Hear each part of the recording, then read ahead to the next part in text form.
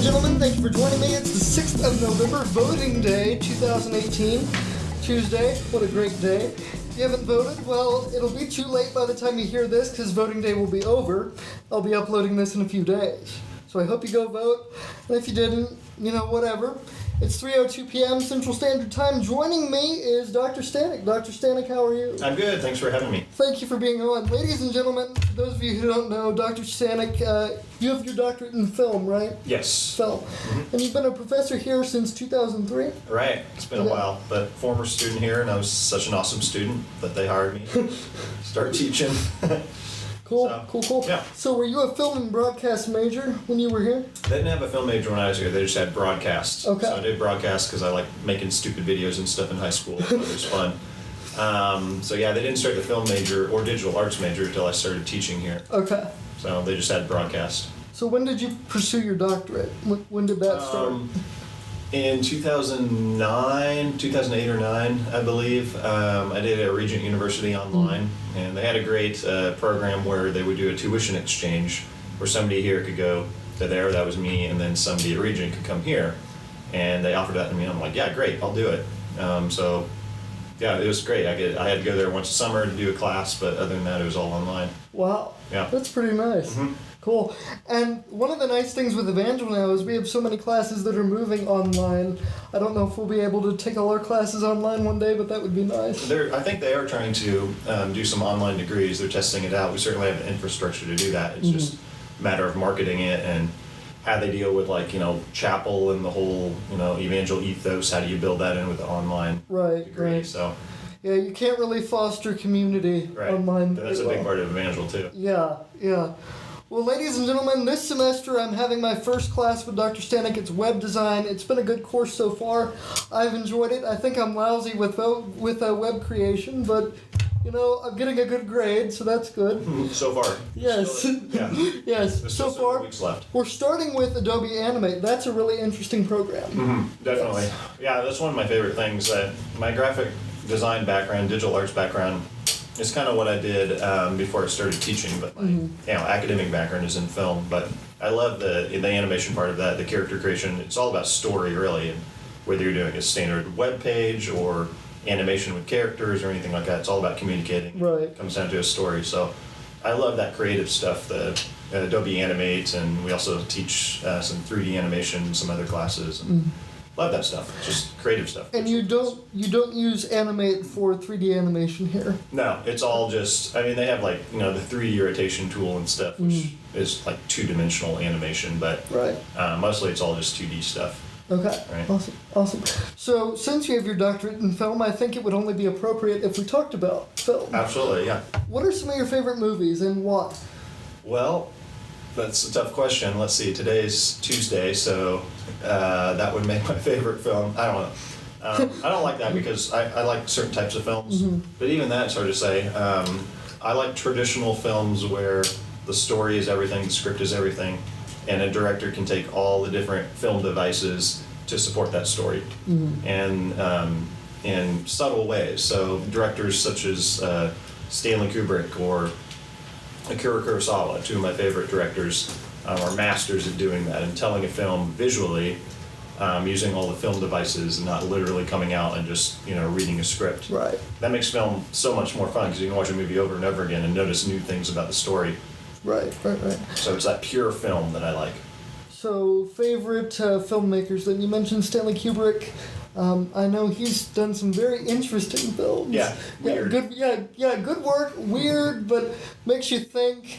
Right, and that's what I like about his films. They make you think. And, right. Weeks later after you see it, you're still thinking about it. Right. And you rewatch it and you notice something completely different about it, and you realize what genius that must take to tell a story in that way. I think there's something wrong with a movie if it only entertains you. I think there's a place for that, but if you're not engaging with it, yeah. Yeah, it's popcorn throwaway movies versus movies that are entertaining, but they also have, more artistic merit and philosophical issues that it's dealing with. So are you a Star Wars fan? Not necessarily. Not really? Okay. I appreciate them. I think the more recent Star Wars films were well done. And certainly the first trilogy is a classic, but the second trilogy, trash, as most people would say. Yes. I think those films are important because of the special effects. So their contributions to film. Yes, the film industry and the idea of the blockbuster and marketing the film was huge. That came from Star Wars, but as far as I know I'm in the minority, but as far as the straight filmmaking and the story, I think that's kind of on the light side. So do you feel the same way about the Marvel Cinematic Universe? No, not at all. Okay. Actually, Marvel Universe movies are very, very well done. Okay. Because they are character based. Right. It's not all special effects for special effects' sake, and not all action adventure, but So, it's character studies. favorite- That's why those work. Favorite movie in that series so far? Probably the last Avengers movie. Okay. Yeah, Infinity War. It's funny, I don't really like the movies that people like. I thought Black Panther was okay, but I thought it was kind of boring, Right. frankly. And everybody says it's the best superhero movie. I'm like, no, not even close in my opinion. But probably the Avengers movie, the Captain America movies as well. I thought were really well done. Yes. Yeah. Winter Soldier was my favorite out of the Captain America Right. movies. Really good. Yeah, although I took my son to see Infinity War, and he had seen some of the Captain America movies, didn't realize all of these were sort of connected. And at the end, he was like ticked off in the theater. He was like, this is the worst movie I've ever seen. Because he didn't understand there was going to be other sequels. Like, they can't do this. I'm like, just wait. But I thought it was good because of that. They took a chance. And they did that thing at the end, which we can't talk about because it would spoil everything. Right. But Were you a comic book reader? yeah, growing up, and I still am to some degree. I don't Okay. follow it super closely. I mostly follow, certain authors. But yeah, growing up, I collected a lot of comic books. So what do you think the next step is in the Avengers series? Well, it's clear that they're going to do Captain Marvel. Right. She's gonna coming come and in. somehow save. I mean, the next movie is going to be the origin one, but then the next Avengers movie will be, right after this Avengers, and I don't know what they're going to do. Maybe go back in time or something with her, or Right. I don't know. They've kind of written themselves into a corner, but we'll see. Yeah, there's so many theories online. That's why I asked, what do you think on those things? I think it's really, at this point, it's hard to say what it could be. Don't really know. As far as the Marvel films in general, we know they've been successful. DC, people debate it back and forth. What do you think on DC films? I quite like them, actually. I mean, Okay. you can't compare them to the Marvel series because they've been around so long, but the problem with DC is they're trying to catch up with 3 movies so far, and they're going Right. too fast. So if they'd started from scratch, like a straight Batman movie or something, and then 10 years later get up to the Justice League, that would have worked better. But it seems kind of forced. It seems like they're trying to make us care about these characters, and we haven't had enough time to meet them yet. But I think the look of them is fun.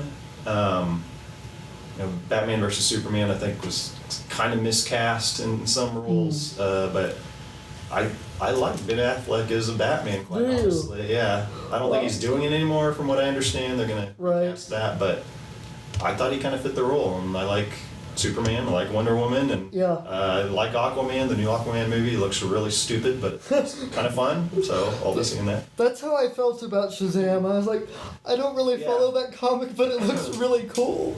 I didn't, yeah. I mean, I've just seen the previews, but I can't tell. It's obviously going to be a comedy, but I wasn't expecting that. Right. So it looks like they purposely made it cheesy looking because it's supposed to be cheesy. So they're fun. I mean, they're not going to have the depth of the Marvel movies. No. I think the closest we've gotten to that, as far as just DC fiction in general, is Christopher Nolan's series. Yeah. Those were very deep. I thought, well done. Did you think they should have ended it with The Dark Knight Rises, or moved on to another one? I'm not a huge fan of those. I like the first one the best. I think the last one was the weakest. It was. Yeah. Yeah. And the second one, I understand why it got a lot of buzz, but I still think it's. I don't know. I'm not quite sure how to feel about this. I grew up in the '80s, so Michael Keaton is Batman to me. Right. And then the other movies that came after that were junk.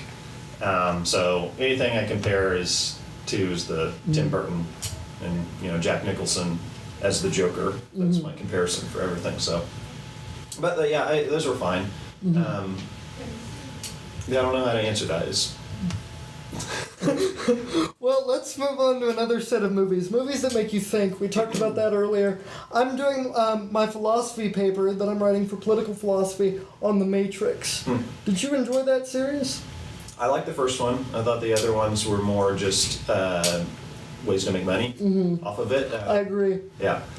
But yeah, the first one had a lot of good philosophical thoughts on it, you know, what's real life, and it's very like a postmodern view. Right. What is truth, and if anybody's controlling anything. So yeah, it was a big deal when it came out. That came out when I was in high school, and so I remember seeing that, and everybody was talking about it. And yeah, interesting. I don't like how everybody now is using kind of that. The red pill. Well, that and sort of the effects, the bullet time effects, where it's pausing and swooping around everything that's entered into, Right. you know, sports broadcasts now, and it's like, oh, it's the Matrix thing. And, Right. it's become sort of a bad meme almost in other entertainment venues. So, but yeah, it's an important film, certainly. Yes. So, other films that you think of when you think of just good entertainment value, but good films as far as philosophical thinking, even a religious context, what would you say are some of those on your list? Well, certainly any Kubrick film. Coen Brothers films, I would say the same thing. Certainly they do a lot of black comedies, but they have a very clear philosophical, from a Judeo background, they're Jewish, themes that they explore in kind of a comedic fashion. And I like that when filmmakers can take serious things and give a different spin on it, even if it's comedic spin, because doing that we learn more about it, and we can poke fun at, to some degree, the how humans screw that up sometimes, and that's where the conflict of those movies come in. So we can learn a lot from comedies, black comedies, and straight comedies. So Kind of like a Shakespeare tragedy almost. You learn a lot from those types of things. right, yeah. Yeah. And that's kind of why we see movies, particularly comedies and tragedies, is because we don't want to be those people. Right. And for whatever weird reason, we like to look at people that are having an even worse day than we are, and it makes us feel better about ourselves. So. Yes. So the whole topic of movies is great. I do want to ask you, what was your favorite thing about being here at Evangel? As a student? Yes. Well, I lived off and on campus. I lived off campus for the first year and then moved on campus because it was a pain to commute. I didn't know what to do between classes. And I wouldn't say living on campus was that great because I always wanted to get my work done. I was, a student, and so I like to go to sleep at a normal time. So living in the dorm was a pain because you don't go to sleep. But probably, so I majored in broadcasting, and as you know, in our department, we make you do a lot of projects. Back then, we had to do a lot of projects, and so it was these late nights at the TV studio in the edit bay, editing stuff. And back then, we didn't have these edit bays we have now. We had like one computer for everybody. And so we had to get on there when we could get on there. So none of the computer labs then, like 315 or anything? Oh, no. These new buildings weren't here. It was my last semester as a student that they built Trask, which we're in now. But yeah, we had this old kind of cobbled together TV studio with computers, and Dr. Pace put all that together, and it was well done for what he had. But yeah, I remember, so my best memories are these late nights in the middle of the night, eating Taco Bell, editing these videos, and hoping the computer didn't crash. I guess they weren't good at the time, but it's good memories now. Yeah. So I don't feel sorry for students now that complain. Right. Well, I'm working on a project. You have no idea. Well, it's like what you just talked about with Animate in class on Monday. And make sure you save it here, because it's not going to work if you put it on the network. Right. It'll crash, and that's something you just got to learn. Computers crash. You might lose all your work. You got to back it up every few minutes on different drives, and you might lose everything. That's part of it. Did you have a few of those experiences? Oh, absolutely, yeah. So I always had multiple backups, but yeah. And when you're doing stuff for like news watch and stuff, you have a news package that's due. If it crashes, it didn't go in the air, and you get docked points. If you're working in the industry, you might get fired for that. It's not really your fault, but it is your fault because your tool crashed and well, you didn't have a backup plan. So your advice to students would be prepared.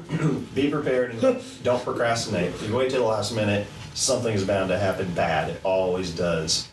So just do it early, and if it crashes, you still have time to tweak it and fix it and all that kind of stuff. So That's the nature of this, industry, the electronic media. yes.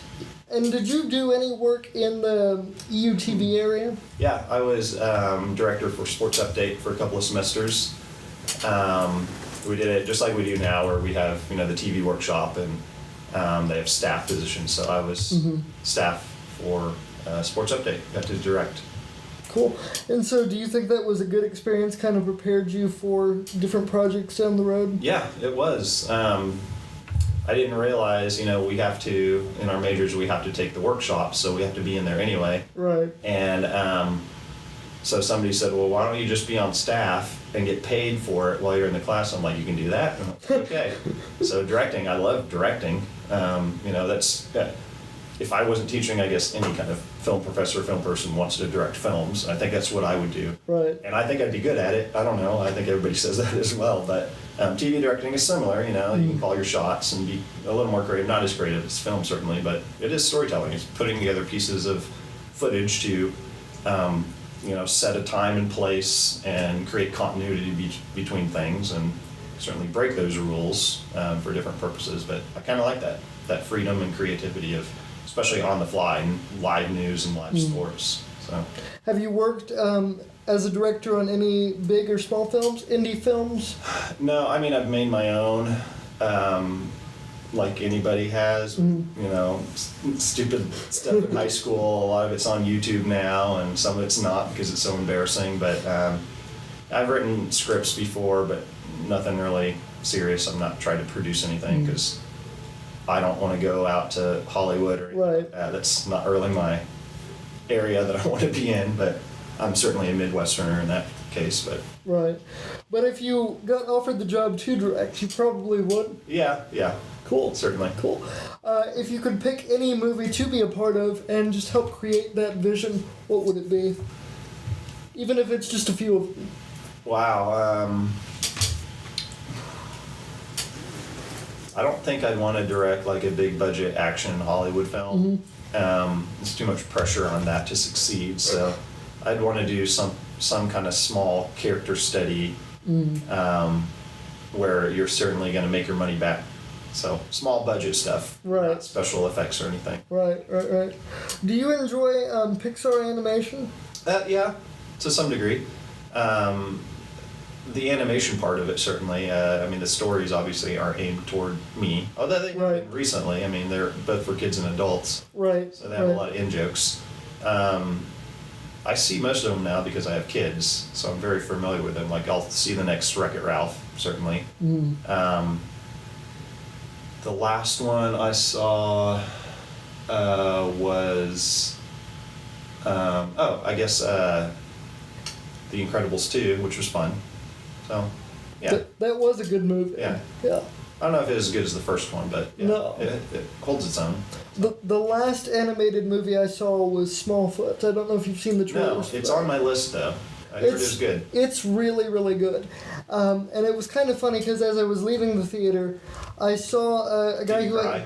I'm sorry? Did you cry? No, Okay. no. But it was really, really good. And it gets back to what you were talking about earlier, just the themes that really make you think. And so I was leaving the theater, and I saw a guy who I had graduated high school with. And he goes, "How was the movie?" And, we told him it was great. And he goes, "Well, that's good. I always wait to hear what the adults have to say for animated movies." So, yeah. Ladies and gentlemen, we have Jack Groves here, our fearless leader, Jack Groves. Well, hello there. Am I on? Am I good to go? On. Wow, you had that going the whole... Oh, wow, perfect. Ironically, we call him Smallfoot. It's his nickname. Oh, we were do just you? talking about the movie. Ah, good. Yes, that is me. You guys have found me out. So we are now 3 men in a wheelchair. That's the name of this podcast. I've been waiting for this to happen for a long time. I bet. So guys, we're going to go for just a few more minutes here, and I kind of want to get Jack's take on some films. Sure. Throw out some of your favorite films lately that have been made, and why you like them. Sure, yeah. What did I just see recently? First thing that comes to mind is I saw Bad Times at the El Royale. That was something that came out within the last month or so. And oh my goodness, yeah, I loved it. It was by the guy who made The Martian. And the cinematography and the script writing was absolutely incredible. Chris Hemsworth is a good, creepy dude. And Chris Hemsworth, Yeah, compared to Thor, he's still pretty creepy, so it worked out pretty well. But let's see. That one was phenomenal. Did you guys see that one? I did, yes. Yeah, what'd you think? I thought it was well done. Yeah. And we were talking about movies earlier that are philosophical to some degree, and it takes work from the audience perspective to put it together. And I like those films. It's kind of a puzzle film, but not so much. But it all comes together at the end. It's satisfying. I like having to work. Yes, yeah. I love trying to follow different timelines as they come together in the end. Like those are, that's wonderful. Right. That's a blast. And it was such a simple movie too. In one location, a few characters. If you were to tell a story, you could tell it in 5 minutes. But the way it's done and it interweaves everything. Interesting. Didn't think about it that way. Yeah, very simple. It's similar like Pulp Fiction to some degree, where all different characters meet at a certain time conveniently, and you just tell it from different. Like Lost does that as well, the TV show. It's a pretty Tarantino-esque movie too. Yeah. Bad Times is very Tarantino-y. Right. Yeah. But there's a certain warmth to it that Tarantino films don't have. Absolutely not. Yeah. So it's feel good, but yeah, it's certainly R-rated. Have you seen the movie V for Vendetta? Yeah. What do you think of that? Didn't like it a whole lot. I love Alan Moore as a writer. He's one of my favorite writers. But something was missing in that movie, I thought, and I can't quite put my finger on it. It's hard to make movies from graphic novels and comic books because it's a different media. Right. It's like adapting novels as well. But I thought Watchmen was fun, and it wasn't like the graphic novel much at all. From Hell was pretty good, not nearly as well as the graphic novel, but I saw it and I've just kind of forgotten it. Yeah. It's one of those movies that you either love or you don't, and it has a bit of a cult following too, I think. Certainly. I think as more years go on, it's become a bigger movie. Yes. It's funny how that happens. Like, something's not in when it comes out, and then people are like, that wasn't so bad. Right. It's rediscovered later. Right. Cult classics. Yeah. Right. Like that, were you guys SpongeBob fans at all? Of course. At any point? The SpongeBob came out after I was already grown, so. Oh. So the answer is yes. He is a huge fan. There's this part where Patchy the Pirate's like, it's the last episode of SpongeBob SquarePants. Oh, that is a throwback. I have a lot of nostalgia from that. Oh my goodness. Wow, that was like when I was in college. I grew up with like He-Man and Transformers and G.I. Joe cartoons. The good ones. Right. No, they're really badly animated back in the 80s. Yeah. Well, Jack, any other movies? Okay, this is total sidebar one, and it's not like it's a cinematic masterpiece, but I saw Tag earlier this year. I had a good time. It was really wholesome and just like, it was just fun. That's all I'm going to say about it. I had a good time at Tag. I missed that one. I didn't see Tag. Oh, dang. I mean, you didn't like miss a lot, but it was definitely just a good, wholesome little movie. Like, I've been seeing a lot of movies lately because I have Movie Pass, so. So you're trying to use it before they screw you over? Right. Yeah. And so it's not, my movie decisions aren't based on price anymore, it's based on time. Yep, absolutely. So should I see this? Yeah, why not? It's a Movie Pass movie. It's a Movie Pass movie. That was the phrase my dad and I coined as a movie that you would never really pay for. I would never have seen Tag if I didn't have Movie Pass at that Yeah, it's a time. Movie Pass Like, movie. absolutely was a Movie Pass movie. Yeah. So what are you thinking, not the Academy ever gets it right, but what do you think this year are going to be the nominees? Man, I think, weirdly, I have a feeling that possibly Hereditary will be in there somewhere. For a horror movie, I know they never have representation at the Academy, but Hereditary was a cinematic masterpiece of a movie, and the acting was top notch. So, if nothing else, I can't think of her name. The lead actress of that movie should at least get a nomination. But that's a far shoot, thinking that any kind of horror movie is going to end up in the Academy at all. It's happened. Yeah. Not for many, many years. What was the last one that you remember? Halloween, the first Halloween. That was an Academy nominated? In the late 70s, yeah. This new one's not going to get that. I did like the new Halloween, but it's not going to. No. I have to admit, I am not a horror film fan, and not because I think people are satanic for watching them, but I just can't. I look at it and I'm like, some of that is too real. I'm just like, I don't even want to get near it. I'm not superstitious, but the scariest thing that I've watched, if you guys have seen it, is A Premonition with Sandra Bullock. Never saw that. No. Yeah, that's what I'm saying. Like, nobody knows what it is. I do. I thought it was pretty good. Don't you know? Did you enjoy The Sixth Sense? Yes. Okay. See, that's one of those classic ones I think people know pretty well. It was the last good M. Night Shyamalan movie. You didn't like Split? Split was good. Okay. And I'm excited about the new one. Mm-hmm. But The Sixth Sense is a classic. Yeah, absolutely. But we can't talk about it. No. I'll be very honest with both of you. As somebody who has seen a lot of movies, I'm ashamed to say that I have not seen The Sixth Sense. Okay. It's pretty good. You should watch it. I do know the ending twist. is hilarious. Oh, it's funny? Yeah. Oh. Oh, yeah. It's a good time. Everyone has a good time. Oh my. Well, guys, I've got to roll out of here literally. I mean, for those of you who are just listening, you can't see it, but I do use a wheelchair. But if you would like to host the podcast, or if you want to carry on, Sorry, I shouldn't be laughing. That's my bad. you know what? We can all sit here and make fun of me. I enjoy it. And none of us are allowed to do that, JC. You're the only one that can do that. I will not be back on this podcast. This is horrible. Welcome to the Make Fun of John Christopher podcast.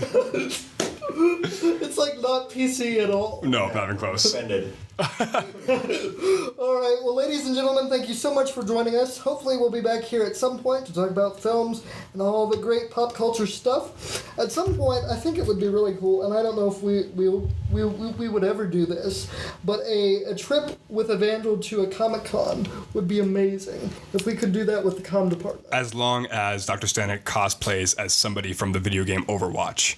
I think that would really be cool. No, I'm going as Princess Zelda. That is, okay, yeah, that totally matches about the vibe I was thinking, so that's totally fine with me.